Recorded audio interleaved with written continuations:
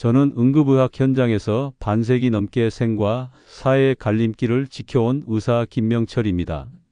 지금까지 수많은 환자의 생명을 구해왔지만 여전히 가슴 아프게 보내야 했던 이들의 얼굴이 떠오릅니다. 불과 며칠 전 응급실에서 다시 한번 안타까운 현실을 목격했습니다. 김영철 할아버지는 평소 건강관리에 자신 있던 분이었습니다.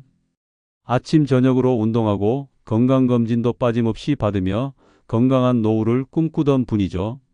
그날도 평범한 점심 식사였습니다.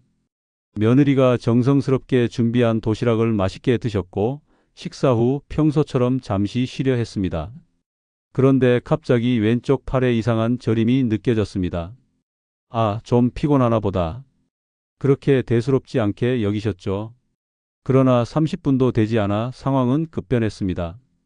갑자기 왼쪽 팔에 저림이 온몸으로 퍼졌고 말을 제대로 하지 못하기 시작했습니다. 놀란 가족들이 119에 신고했지만 이미 뇌졸중은 진행되고 있었습니다. 이 영상을 보고 계신 여러분, 제가 확신합니다. 이 영상은 여러분의 인생에서 진정한 터닝 포인트가 될 것입니다.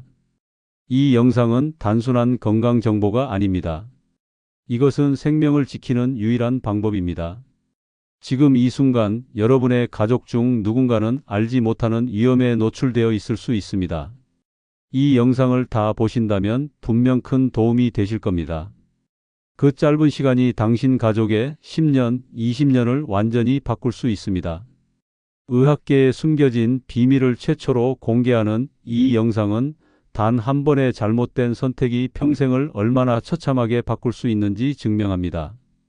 전문의가 직접 증언하는 생명을 구하는 유일한 방법, 바로 지금 여러분 앞에 펼쳐집니다. 그리고 이 경험은 여러분만 알고 넘어가셔서 안 됩니다. 더 많은 분들이 이 사실을 알 수 있도록 구독과 좋아요 버튼을 눌러 널리 퍼뜨려 주세요. 인생의 가장 중요한 진실을 여러분께 고백하겠습니다. 식사 후 30분, 바로 이 시간은 노년의 몸에 있어 생사의 경계선입니다. 음식을 먹는 순간 우리 몸의 혈류는 소화를 위해 위장으로 몰려듭니다. 이때 심장과 뇌에 공급되는 혈액은 급격히 줄어듭니다. 이런 취약한 상태에서의 단 한순간의 무심한 행동이 돌이킬 수 없는 결과를 부를 수 있습니다. 제게는 오랫동안 진료해온 김연희 할머니의 이야기가 떠오릅니다. 지난 설날 자녀들과 오랜만에 모여 정성껏 차려진 음식을 드신 할머니는 이제 좀 편하게 쉬어야겠다며 안방으로 향하셨습니다. 그곳에서 다시는 일어나지 못하셨습니다. 갑작스러운 뇌졸중이었습니다. 발견되었을 땐 이미 늦었고 병원에 도착했을 때는 아무런 조치를 취할 수 없었습니다. 평소 건강에 자신 있고 운동을 즐기던 이강민 할아버지. 점심 식사 직후 평소처럼 인근 공원으로 산책을 나왔다가 갑자기 쓰러졌습니다. 평생 건강관리에 철저했던 그의 마지막 순간은 너무나 갑작스러웠습니다. 주변 사람들의 신속한 응급처치에도 불구하고 심장마비로 세상을 떠나셨습니다. 왜 아무도 알려주지 않았을까요? 왜 식사 후 하면 안 되는 일들에 대해 아무도 말해주지 않았을까요? 이제 와서 아무리 후회해도 돌아갈 수 없는 분들을 떠올릴 때마다 제 가슴은 찢어질 듯 아픕니다.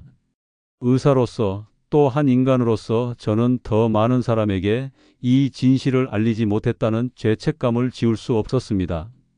위험한 식사 후 3가지 습관. 첫 번째는 식사 직후 바로 누워버리기입니다. 대구에 사는 박순자 할머니의 이야기를 들어보세요.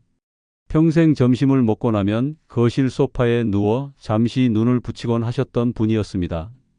어느 날 그 평범한 점심 식사 후 누운 채로 갑자기 호흡이 곤란해졌습니다. 서울대학교 병원 최진영 선생님은 경고합니다.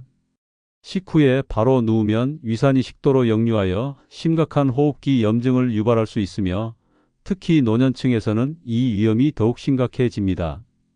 두 번째는 식사 직후 뜨거운 물에 목욕하기입니다.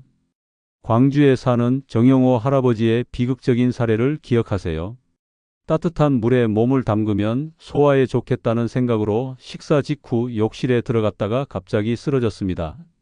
가족들의 신속한 대처로 생명은 건졌지만 뇌경색으로 인해 오른쪽 팔다리 기능을 완전히 잃으셨습니다. 세 번째는 식사 직후 과격한 운동입니다. 부산에 사는 강서구 할아버지의 이야기를 들어보세요. 평생 건강을 위해 점심 식사 후 바로 등산을 즐기곤 하셨습니다. 어느 날 산길을 오르던 중 갑자기 가슴 통증을 느끼며 쓰러졌고 병원으로 이송되었지만 심장 기능의 상당 부분을 영구적으로 손상당했습니다. 여러분, 식사 후 30분은 단순한 시간이 아닙니다. 이는 생명을 지키는 골든타임입니다. 여러분의 작은 주의가 소중한 생명을 지킬 수 있습니다. 우리의 건강은 거창한 치료가 아닌 일상의 작은 선택에서 시작됩니다. 이 방법들을 꾸준히 실천하시면 약에 의존하지 않아도 튼튼하고 건강한 노후를 보낼 수 있게 됩니다. 첫 번째 좋은 습관은 숨 고르기와 팔 스트레칭하기입니다. 식사를 마친 뒤 최소한 30분은 깊은 호흡과 부드러운 팔 스트레칭을 통해 몸의 긴장을 풀어주는 것이 중요합니다.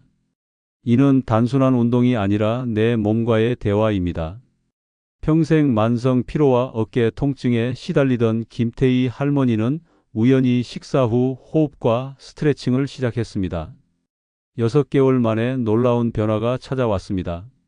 어깨 통증은 사라졌고 에너지는 마치 젊은 시절로 돌아간 듯 충만해졌습니다.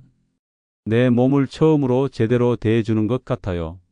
이렇게 쉬운 건 왜 몰랐을까요? 두 번째 좋은 습관은 한약차 한 모금의 마법입니다. 식사 후 10분, 따뜻한 한약차 한 모금은 소화기관을 부드럽게 자극하며 몸의 기운을 순환시키는 훌륭한 방법입니다. 평생 소화불량과 위장질환으로 고생하던 이상민 할아버지는 생강차와 대추차를 번갈아 마시기 시작했습니다. 3개월 만에 소화제는 완전히 사라졌고 위장은 젊은 이처럼 건강해졌습니다. 약국 대신 차 한 모금으로 내 몸을 돌보게 됐어요. 세 번째 좋은 습관은 감사 일기 쓰기입니다. 식사를 마친 뒤 잠시 그날의 작은 행복들을 적어보세요. 이 간단한 습관은 단순한 글쓰기가 아니라 마음의 소화제입니다. 매일 식사 후 15분 감사한 일 3가지를 적기 시작한 박순자 할머니는 놀라운 변화를 경험했습니다. 스트레스는 줄어들고 수면의 질은 눈에 띄게 좋아졌습니다. 글을 쓰는 동안 내 몸과 마음이 편안해져요. 네 번째 좋은 습관은 집 주변 천천히 걷기입니다. 식사를 마치고 바로 걷는 것은 금물입니다. 30분이 지난 후 주변을 천천히 산책하세요. 빠르게 걷거나 무리한 운동은 피하고 자연과 함께하는 가벼운 걸음이 중요합니다. 매일 식사 후 30분 아파트 단지를 천천히 도는 최영철 할아버지는 놀라운 변화를 겪었습니다. 당뇨약 복용량은 절반으로 줄었고 체중도 눈에 띄게 감소했습니다. 처음엔 귀찮았지만 이제는 걷는 시간이 가장 기다려져요. 이처럼 사소해 보이는 4가지 습관들이 우리의 건강을 지켜주는 든든한 울타리가 됩니다. 식사 후 30분이라는 시간을 그냥 흘려보낼 수도 있지만 올바르게 활용하면 100세 시대를 건강하게 살아갈 수 있는 확실한 기반이 됩니다. 이제 여러분의 하루도 이 4가지 습관으로 새롭게 채워보시길 바랍니다. 그렇게 식사 후 30분의 습관을 바로잡은 후에는 이제 우리의 식사 방식에 대해 근본적인 질문을 던져야 합니다. 음식은 단순한 연료가 아닙니다. 음식은 우리 몸의 가장 강력한 치유제이자 동시에 가장 위험한 독약이 될 수 있습니다. 50년간의 의료 경험은 저에게 한 가지 분명한 진실을 가르쳐 주었습니다. 우리 몸은 먹는 음식만큼 젊어지거나 늙어갑니다. 나이가 들수록 우리의 대사 시스템은 점점 더 섬세해지고 동시에 더 취약해집니다. 현대인들은 흔히 많이 먹는 것을 건강의 지표로 잘못 인식합니다. 하지만 진정한 건강은 양이 아니라 질에서 옵니다. 창원에 사는 박지훈 할아버지의 이야기를 들려드리겠습니다. 그는 평생 건강하게 살기 위해 많이 먹는다고 믿었습니다. 매 끼니 상을 가득 채웠고 특히 저녁 식사는 거의 폭식 수준이었습니다. 그러던 어느 날 평소와 다름없이 많은 양의 음식을 먹은 후 갑자기 심한 호흡 곤란을 겪었습니다. 병원 검사 결과는 충격적이었습니다. 과도한 음식 섭취로 인해 소화기관이 심각하게 부담을 받고 있었고 간 기능도 현저히 저하되어 있었습니다. 그렇다면 어떻게 먹어야 할까요? 제가 평생 의사로서 터득한 건강한 식사의 비밀을 알려드리겠습니다. 첫째, 색깔의 다양성을 추구하세요. 식탁에 무지개를 그린다고 생각하세요. 빨간 토마토, 녹색 시금치, 주황색 당근, 보라색까지 마이너스 각각의 색깔은 서로 다른 영양소와 항산화 물질을 제공합니다. 둘째, 음식의 속도에 집중하세요. 천천히 씹고 음미하며 먹으세요. 한 입을 최소 2030번 씹으세요. 이는 단순히 소화를 돕는 것을 넘어 영양소 흡수를 극대화하고 포만감을 조절하는 핵심 비결입니다. 셋째, 포만감의 지혜를 배우세요. 배가 80% 찼다고 느껴질 때 식사를 멈추세요. 이는 단순한 조언이 아니라 장수의 비결입니다. 인천의 김영란 할머니는 이러한 원칙을 따랐습니다. 40년간 당뇨와 싸워왔던 그녀는 식사 방식을 완전히 바꾸었습니다. 결과는 놀라웠습니다. 당뇨 약 복용량이 절반으로 줄었고 체력은 오히려 젊어졌습니다. 음식은 약이다. 히포크라테스의 오래된 명언이 새삼와닿습니다. 우리의 식탁은 치유의 공간이 될 수 있습니다. 천천히 의식 있게 그리고 사랑을 담아 먹으세요. 음식은 약이다라는 히포크라테스의 오래된 명언을 기억하시나요? 이제 여러분의 식탁 위에는 반드시 갖춰야 할 음식들이 있습니다. 첫 번째 원칙은 채소와 과일 섭취를 하셔야 합니다. 색색의 채소와 과일은 단순한 반찬이 아닙니다. 이들은 우리 몸의 면역력을 높이고 장 기능을 개선하며 혈관을 튼튼하게 만드는 자연의 약입니다. 식탁의 절반 이상을 다채로운 채소와 과일로 채워야 합니다. 대구에 사는 김현정 할머니는 색깔 있는 식단의 놀라운 효과를 경험했습니다. 평생 건강에 무심했던 그녀는 우연히 다양한 색의 채소와 과일을 섭취하기 시작했고 6개월 만에 만성 염증 수치가 눈에 띄게 감소했습니다. 두 번째 원칙은 균형 잡힌 단백질을 섭취하셔야 합니다. 의학적으로 가장 안전하고 효과적인 약 복용 시간은 식사와 완전히 분리된 시간대입니다. 구체적으로는 식사 시작하기 30분 전에 약을 복용하거나 식사를 마친 후 최소 2시간이 지난 다음에 약을 섭취하는 것이 가장 이상적입니다. 생선, 두부, 달걀과 같은 단백질 음식은 우리 몸의 기본 재료입니다. 하지만 핵심은 양이 아니라 균형입니다. 너무 많이도 너무 적게도 말고 조금씩 꾸준히 섭취하는 것이 중요합니다. 인천의 박종수 할아버지는 이를 완벽하게 실천했습니다. 하루에 작은 양의 생선과 두부, 달걀을 골고루 섭취하면서 근육량은 오히려 늘어났고 체력은 젊어졌습니다. 세 번째 원칙은 지혜로운 탄수화물 선택하는 것입니다. 흰 쌀밥 대신 잡곡밥을 선택하세요. 이는 단순한 대체가 아니라 건강을 위한 현명한 투자입니다. 잡곡은 당 흡수 속도를 늦추고 오랜 시간 포만감을 유지해 줍니다. 더불어 식욕 조절에도 탁월한 도움을 줍니다. 따뜻한 차 한 잔은 소화를 돕는 작은 비밀이 될 수 있습니다. 식사 후 속이 더부룩하거나 답답하다면 생강차나 보리차 한 잔이 해결사가 될 수 있습니다. 부산의 이영희 할머니는 보리차 한 잔으로 만성 소화불량에서 해방되었습니다. 예전엔 밥만 먹고 나면 속이 부글부글 끓었는데 따뜻한 보리차 한 잔 마시고 나서는 거짓말처럼 편해졌어요. 이렇게 하는 이유는 식사 중과 직후에는 우리 몸의 혈액이 소화기관으로 집중되기 때문입니다. 혈액이 주로 위장과 장으로 몰리면서 다른 장기로의 혈액순환이 줄어들게 됩니다. 결과적으로 이 시간에 약을 복용하면 약의 흡수와 효과가 예상치 못하게 달라질 수 있으며 심각한 경우 부작용을 일으킬 수도 있습니다. 만성 질환으로 약을 복용하시는 분들, 특히 주의해야 할 점이 있습니다. 식사 후에는 혈액이 위로 집중되기 때문에 약 복용 시간이 매우 중요합니다. 울산의 강민철 할아버지는 잘못된 약 복용으로 심각한 부작용을 겪은 안타까운 사례입니다. 식사 직후 약을 복용했다가 심한 어지럼증을 경험했고 이는 일상생활에 큰 지장을 주었습니다. 이제 여러분은 건강한 식사의 비밀을 알게 되셨습니다.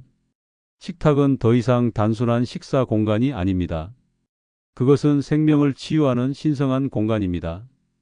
혹시 여러분, 지금 이 순간 건강에 대해 절망하고 계진 않으신가요? 수많은 건강 정보와 조언에 지쳐 이제는 포기하고 싶으신가요? 오늘 제가 여러분께 전하고 싶은 것은 바로 희망입니다. 건강은 결코 먼 곳에 있지 않습니다. 우리의 일상 속 작은 습관들이 바로 건강의 열쇠입니다. 앞서 우리는 건강한 식사의 비밀을 알게 되었습니다. 식탁은 더 이상 단순한 식사 공간이 아닙니다. 그것은 생명을 치유하는 신성한 공간입니다. 하지만 진정한 건강은 단순히 무엇을 먹느냐를 넘어 어떻게 먹고 난 후를 보내느냐에 달려 있습니다. 제가 긴 세월 동안 수없이 많은 사람들을 지켜보며 발견한 단 하나의 진실은 식사 후 첫 30분이야말로 회복의 시간이며 치유의 순간입니다. 여러분의 하루가 그저 허기를 채우는 시간이 아니라 생명을 지키는 시간이 되기를 바랍니다. 이 30분 동안은 절대 무리하지 마세요. 편안한 의자에 앉아 허리를 곧게 펴고 가슴 깊이 심호흡을 하며 조용히 앉아 계세요. 가족과 조용히 담소를 나누는 것도 좋습니다. 이 30분이 여러분의 내일을 건강하게 바꾸어 줄 황금 같은 시간입니다. 무엇보다도 중요한 것은 식사 직후의 자세입니다. 결코 소파에 몸을 비스듬히 기대거나 누운 채로 쉬지 마십시오. 몸은 게으름을 원하지만 우리의 위장과 장은 올바른 자세에서 가장 건강하게 제 역할을 해낼 수 있습니다. 정자세로 앉아 있는 것, 그것이 곧 소화를 돕는 가장 자연스러운 방식입니다. 광주에 사는 김영철 할아버지의 이야기는 이를 잘 보여줍니다. 그분은 30년 가까이 식사 후 늘 소파에 기댄 채 텔레비전을 보셨습니다. 그렇게 매일같이 이어진 습관은 결국 만성 위장 장애와 소화불량이라는 건강 문제로 고통받으셨죠. 하지만 식사 후 30분 동안 곧게 허리를 펴고 의자에 앉아 있는 생활을 꾸준히 실천하신 이후 약을 먹지 않아도 속이 편안해졌고 건강 또한 눈에 띄게 회복되었습니다. 단지 자세를 바꿨을 뿐인데 삶 전체가 달라졌어요. 할아버지의 말에는 깊은 깨달음이 담겨 있습니다. 이제 여러분도 이 작은 변화로 건강한 삶의 비밀을 깨달을 수 있습니다. 건강한 식사 후에는 무엇을 하는 것이 가장 좋을까요? 단순한 휴식이 아닌 몸과 마음을 동시에 치유하는 활동이 중요합니다. 가장 이상적인 활동은 자연과 함께하는 천천한 걷기입니다. 빠른 걸음이나 격렬한 운동이 아니라 마치 주변 풍경을 온전히 느끼며 산책하듯 걸으세요. 도시의 골목길, 아파트 단지, 근린공원 마이너스 어디든 상관없습니다. 중요한 것은 천천히 그리고 의식적으로 걷는 것입니다. 부산의 이진수 할아버지는 이러한 습관에 놀라운 효과를 몸소 경험했습니다. 평생 당뇨와 싸워온 그는 식사 후 30분이 지나면 아파트 주변을 천천히 한 바퀴 도는 습관을 들였습니다. 놀라운 변화가 찾아왔죠. 15년간 복용해오던 당뇨약의 용량을 3분의 1로 줄일 수 있었고 전반적인 건강 상태도 눈에 띄게 개선되었습니다. 처음엔 귀찮아서 미루고 싶었어요. 하지만 이제는 이 산책이 제 하루의 활력소가 되었습니다. 걷고 나면 몸도 가볍고 마음도 상쾌해져요. 여기서 가장 중요한 포인트는 식사 직후 바로 걷는 것이 아니라는 점입니다. 반드시 식사 후 30분을 기다린 뒤 천천히 걸어야 합니다. 이 시간은 우리 몸의 소화기관이 음식물을 처리할 귀중한 시간입니다. 식후 활동을 더욱 풍성하게 만들고 싶다면 부드러운 스트레칭을 추천합니다. 천천히 팔을 들어 올리고 옆으로 몸을 기울이며 가볍게 늘어뜨리는 동작은 장 운동을 촉진하고 척추의 긴장을 완화해 줍니다. 하지만 이 역시 식사 후 30분이 지난 후에 해야 합니다. 식후의 활동은 단순한 신체 움직임이 아닙니다. 이는 몸과 마음에 휴식을 주는 소중한 시간입니다. 잠시 주변 풍경을 바라보고 깊은 호흡을 하며 일상의 작은 여유를 느껴보세요. 우리의 건강은 대단한 무언가가 아니라 이런 작은 일상의 선택에서 시작됩니다. TV나 스마트폰에 시선을 고정하는 대신 간단한 스케치북을 펼치거나 음악을 들으며 생각을 정리해 보세요. 짧은 시 한 편이나 감사한 일 세 가지를 적는 것만으로도 충분합니다. 이런 소소한 행동들이 뇌의 창의적인 부분을 활성화하고 스트레스를 완화하며 소화를 돕는 효과까지 있습니다. 경기도에 사시는 김미영 할머니는 식사 후 15분간 클래식 음악을 들으며 호흡을 정리하고 이후 15분 동안 그날 만난 사람들에 대한 짧은 감상을 기록하는 습관을 지켜오고 계십니다. 그 결과 만성 두통이 줄어들었고 수면의 질도 크게 향상되었다고 합니다. 식후에 마음을 정리하는 시간을 가지니 몸의 긴장도 자연스럽게 풀렸어요. 이 작은 변화가 제 삶의 질을 높였습니다. 할머니의 하루는 그렇게 평온함 속에서 새로워집니다. 지금까지 살펴본 내용을 기억해 보세요. 식사 후 즉시 누워 있지 않고 찬물로 샤워하지 않고 격렬한 활동은 피하고 대신 편안한 자세로 휴식을 취하다가 시간이 지난 후 가벼운 산책을 즐기는 것. 이런 작은 습관들만으로도 우리의 건강 상태는 놀랍게 개선될 수 있습니다. 그리고 한 가지 더, 계절별로 식후 관리법이 달라져야 한다는 사실 알고 계셨나요? 특히 봄과 가을철은 평소보다 더 세밀한 배려가 필요합니다. 먼저 봄에는 식사 후 곧바로 환기를 위해 창문을 활짝 여는 것은 주의해야 합니다.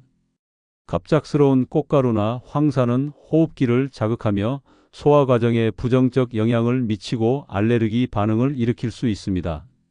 식사 후에는 자연스레 신체가 영양분 흡수에 집중하는데 이때 외부 자극에 노출되면 면역 체계가 혼란을 겪어 소화 불량이나 피로감을 느낄 수 있습니다. 대구에 거주하시는 임지원 선생님은 지난 봄 식사 직후 베란다 문을 활짝 열고 휴식을 취하다가 갑자기 발생한 재채기와 메스꺼움으로 불편함을 겪으셨습니다. 요즘은 식사를 마치고 최소 20분은 창문을 닫아두어요. 그 후에도 미세하게만 창을 여니 알레르기 증상도 줄고 훨씬 편안해졌습니다. 이런 사소한 습관 변화가 일상의 건강을 크게 향상시키고 있습니다. 식사 후 20분이란 시간은 단순한 대기 시간이 아닙니다. 우리 몸과 정신이 새로운 활력을 찾아가는 결정적인 순간입니다. 이 시간을 어떻게 활용하느냐에 따라 이후의 활동성이 달라집니다. 가을철 선선한 바람을 즐기기 위해 산책을 계획하신다면 시간 조절에 신경 쓰세요. 식사 직후 바로 나가기보다는 실내에서 가벼운 스트레칭을 한 후 나가는 것이 신체에 더 유익합니다. 식사 직후라면 더욱 그렇습니다.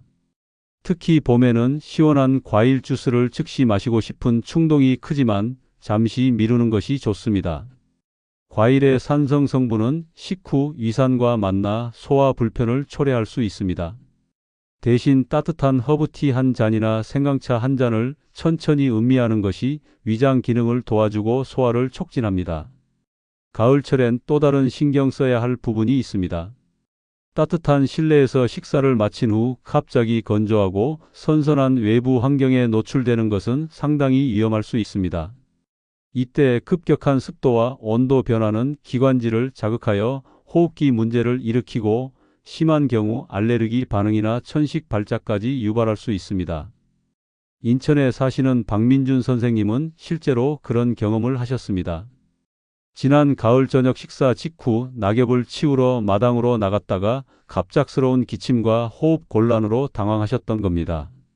다행히 심각한 상황으로 발전하지는 않았지만 그 이후로는 식후 최소 25분은 반드시 실내에서 안정을 취한 뒤 외출하는 습관을 들이셨습니다. 식사 후 바로 환경이 바뀌는 게 이렇게 몸에 충격을 줄 줄은 몰랐어요. 이제는 꼭 충분한 시간을 두고 있어요. 가을철에는 따뜻한 국화차나 도라지차 한 잔을 식후에 마셔보세요. 이런 차는 목을 편안하게 해줄 뿐 아니라 호흡기 건강을 도와주고 면역력을 높여 환절기 질환 예방에도 큰 도움이 됩니다. 또한 특별한 상황에서의 식후 관리도 중요합니다. 예를 들어 회식을 했을 경우에는 더욱 세심한 관리가 필요하죠. 대부분 회식 음식은 일반 식사보다 자극적이고 알코올이 포함된 경우가 많아 소화기관에 부담을 줄 수 있기 때문입니다. 회식 후 귀가했다면 절대 곧바로 잠자리에 들지 마세요. 최소 40분 정도는 가벼운 스트레칭이나 실내 걷기를 통해 몸을 풀어주는 것이 좋습니다. 적절한 식후 활동이 알코올 분해와 소화를 크게 도와줍니다. 영양제를 복용하고 계신 분들이라면 식사와 영양제 섭취 시간 간격도 꼼꼼히 관리해야 합니다. 특히 철분제나 칼슘제는 전문가의 조언에 따라 정확한 시간에 복용하는 것이 중요합니다. 영양소마다 흡수되는 시간과 방식이 다르기 때문에 여러 종류의 영양제를 함께 복용하는 분들은 식사 시간과 복용 시간 사이의 간격을 반드시 기록해 두어야 합니다. 작은 시간 차이 하나가 영양소의 흡수율은 물론 효과까지 달라질 수 있기 때문입니다. 그리고 마지막으로 재택근무하시는 직장인들을 위한 중요한 조언을 드리고 싶습니다. 혼자 집에서 식사하는 시간이야말로 식후 관리가 더욱 철저히 필요한 순간입니다. 급한 업무에 대비해 식사 후에는 반드시 휴식 알람을 설정해 두세요. 컴퓨터 작업에 몰두하다 소화 불량이 생기지 않도록 준비해 두는 것이 좋습니다. 부산에 거주하시는 김태희 씨는 재택근무를 하시면서 식사 후에는 꼭 10분간 명상 앱을 켜고 휴식 시간을 가지십니다. 혼자 밥 먹고 바로 일에 빠지다 보면 괜히 소화도 안 되고 스트레스도 쌓여요. 짧은 명상만으로도 마음이 진정되고 혹시 몸에 이상이 있어도 빨리 알아차릴 수 있어요. 김 씨는 작년 식후 스트레스로 위경련이 왔을 때도 규칙적인 휴식 덕분에 증상을 일찍 발견하고 적절히 대처할 수 있었던 경험을 들려주셨습니다. 이 작은 습관이 건강을 지킨 셈이죠. 이제 여러분은 식후 관리의 가치에 대해 충분히 공감하셨을 것입니다. 식사 후 25분 동안 피해야 할 행동들과 꼭 실천하면 좋은 건강한 습관들이 모두 거창한 계획이 아닌 일상 속 작은 선택에서 시작된다는 점을 기억해 주세요. 많은 세월을 다양한 연령층의 사람들을 상담하며 발견한 진리는 명확합니다. 건강은 대단한 결단에서 오지 않습니다. 매일 반복되는 소소하고 일관된 생활 방식이 결국 오랫동안 활기찬 삶을 이끄는 가장 확실한 방법입니다. 오늘 여러분이 이 시간을 통해 얻은 지식이 여러분과 여러분이 아끼는 지인들에게 소중한 도움이 되기를 진심으로 희망합니다. 활력 넘치는 생활을 위한 실천, 지금 이 순간부터 시작해 보세요. 다음 강의에서는 더 심층적이고 실용적인 웰빙 비법들을 알려드리겠습니다. 채널 구독과 알림 설정을 해주시면 더 많은 분들과 이 귀중한 정보를 공유할 수 있도록 도와주세요. 함께 해주셔서 감사합니다.